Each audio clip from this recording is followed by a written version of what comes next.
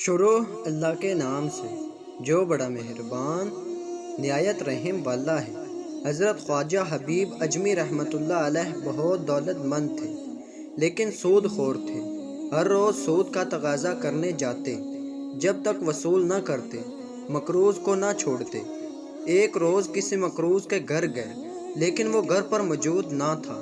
اس کی بیوی نے کہا کہ اس کے پاس قرض ادا کرنے کے لیے رقم موجود نہیں ہے، البتہ بکری ذبح کی تھی، اس کی گردن موجود ہے جو ہم نے گھر میں پکانی ہے، لیکن آپ اس عورت سے بکری کا گوشت زبردستی لے آئے اور گھر پہنچ کر بیوی سے کہا کہ یہ سود میں ملی ہے، اسے پکا لو۔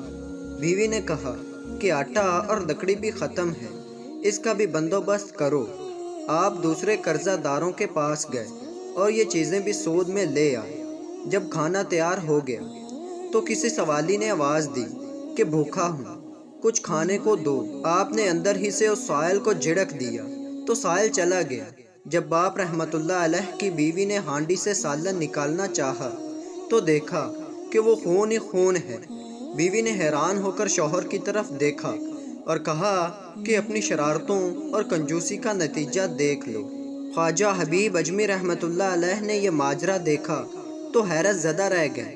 اس واقعے نے آپ رحمت اللہ علیہ کی زندگی میں انقلاب برپا کر دیا۔ اسی وقت سابقہ بے ربی سے توبہ کی۔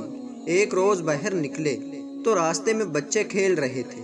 انہوں نے خواجہ صاحب کو دیکھ کر چلانا شروع کر دیا، ہٹ جاؤ، حبیب سود خور آ رہا ہے، ہم پر اس کی گرد بھی پڑ گئی تو ہم بھی ایسے ہی ہو جائیں گے۔ یہ سنا تو تڑپ اٹھے، ندامت سے سر جھکا لیا اور کہنے لگے، اے رب، بچوں تک تو نے میرا حال ظاہر فرما دیا۔ خواجہ حسن بصری رحمت اللہ علیہ کی خدمت میں حاضر ہو کر توبہ کی، سب قرضہ داروں کا قرض معاف کر دیا، اپنا سارا مال و اسباب راہ خدا میں دے ڈالا، عبادت و ذکر الہی میں مصروف ہو گئے اور سیم الدہر اور قیم اللیل رہنے لگے۔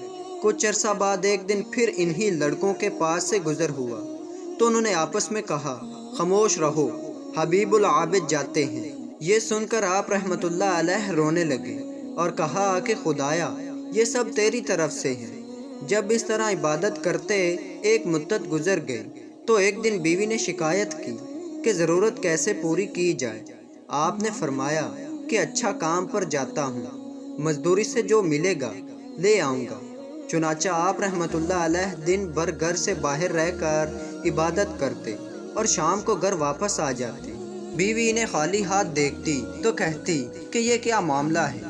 آپ رحمت اللہ علیہ فرماتے ہیں کہ میں کام کر رہا ہوں، جس کا کام کر رہا ہوں وہ بڑا سخی ہے، کہتا ہے وقت آنے پر خود اجرت دے دیا کروں گا، فکر نہ کرو، لہٰذا مجھے اس سے مانگتے ہوئے شرم آتی ہے۔ وہ کہتا ہے ہر 10ویں روز مزدوری دیا کروں گا۔ چنانچہ بیوی نے 10 دن صبر کیا۔ جب باپ 10ویں روز بھی شام کو خالی ہاتھ گھر واپس جانے لگے تو راستے میں آپ کو خیال آیا کہ اب بیوی کو کیا جواب دوں گا۔ اسی خیال میں گھر پہنچے تو عجیب ماجرا دیکھا، عمدہ عمدہ کھانے تیار رکھے ہیں۔ بیوی آپ رحمت اللہ علیہ کو دیکھتے ہی بول اٹھی کہ یہ کس نیک بخت کا کام کر رہے ہو، جس نے دن رات کی اجرت اس قسم کی بھیجی اور 3000 درہم نقد بھی بھیجے ہیں، اور یہ بھی کہلا بھیجا ہے کہ کام زیادہ محنت سے کرو گے تو اجرت زیادہ دوں گا۔ یہ دیکھ کر آپ رحمت اللہ علیہ کی آنکھیں اشک بار ہو گئیں۔ خیال گزرا کہ خدائے پاک نے ایک گنہگار بندے کو 10 روز کی عبادت کا یہ صلہ دیا، اگر زیادہ حضور قلب سے عبادت کرو تو نہ جانے کیا کچھ دے۔ یہ خیال آتے ہی خلائق دنیا سے بالکل الگ ہو گئے اور ایسی عبادتیں اور ریاضتیں کی کہ اسرار الہی بے نقاب ہو گئے۔ عنایت الہی کا نزول شروع ہو گیا اور آپ رحمت اللہ علیہ کو مستجاب الدعوات کا درجہ مل گیا۔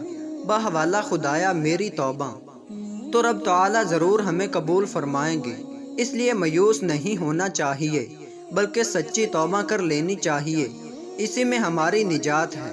رب تعالیٰ ہم سب کو عمل کرنے کی توفیق عطا فرمائے، آمین یا رب العالمین۔